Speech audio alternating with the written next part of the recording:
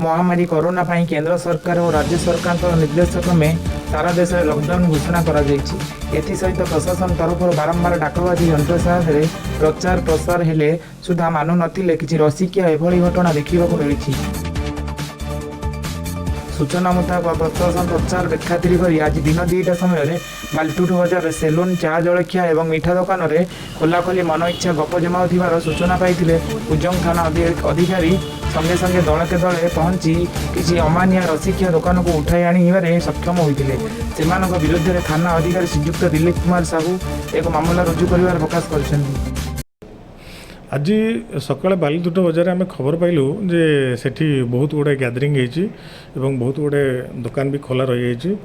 ଅତ୍ୟାବଶ୍ୟକ ସାମଗ୍ରୀ ସେ ଦୋକାନ ଛଡ଼ା ବି କିଛି ସେଲୁନ୍ ଆଉ ଚା ଦୋକାନ ପାନ ଦୋକାନ ମିଠା ଦୋକାନ ଏମିତି ଖୋଲା ଥିଲା ବୋଲି ଆମେ ଖବର ପାଇଲୁ। এই ଖବର ପାଇ ମୁଁ ଆମ ଥାନାର ଅଫିସର ଏବଂ ଷ୍ଟାଫମାନଙ୍କୁ ପଠାଇଥିଲି।